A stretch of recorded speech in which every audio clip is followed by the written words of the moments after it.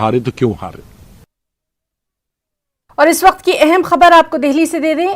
दिल्ली फसादात मामले से जुड़ी हुई फैजान खान की जमानत को मंसूख करने की अपील को मुस्तरद कर दिया है। सुप्रीम कोर्ट ने दिल्ली पुलिस की अपील को मुस्तरद कर दिया है। आपको बताएं कि फैजान खान पर गुमराह तलबा को मोबाइल सिम फराहम करने का इल्जाम है।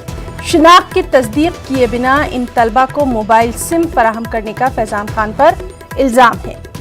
तो दिल्ली फसादात मामले से जुड़ी अहम खबर, जिसमें फैजान खान की जमानत को मंसूख करने की अपील को मुस्तरद कर दिया है। सुप्रीम कोर्ट ने दिल्ली पुलिस की अपील को मुस्तरद कर दिया है। फैजान खान पर गुमराह तलबा को मोबाइल सिम फराहम करने का इल्जाम है। शिनाख्त की तस्दीक किए बिना इन तलबा को फैजान खान ने मोबाइल सिम फराहम किए थे, ये इल्जाम है। और चलिए इस पर सीधे तफसीलात लेंगे हमारे नुमाइंदे सुशील पांडे से। सुशील, आपसे जानना चाहेंगे क्या कुछ कहा गया है फैजान खान मामले पर। जी देखिए ना, साफ तौर से सुप्रीम कोर्ट में दिल्ली पुलिस की तरफ से याचिका दाखिल करके ये मांग की गई थी कि जो दिल्ली दंगा के मामले में आरोपी फैजान खान है उसकी जमानत को रद्द करना चाहिए, क्योंकि कहीं जिस तरह हाईकोर्ट ने फैजान को जमानत दी है उनमें कई तथ्यों पर विचार नहीं किया है।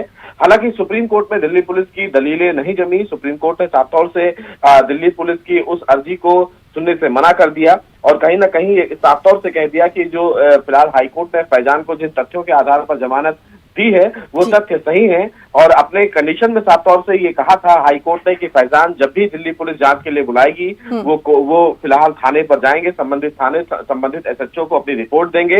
हालांकि फैजान को लेकर दिल्ली पुलिस ने कई बार सुप्रीम कोर्ट में कोशिश की कि उनकी जमानत को रद्द किया जाए, लेकिन फिलहाल सुप्रीम कोर्ट से दिल्ली पुलिस को किसी भी रूप में राहत नहीं मिली। जी सुशील, बहुत बहुत शुक्रिया आपका तमाम तर जानकारी के लिए।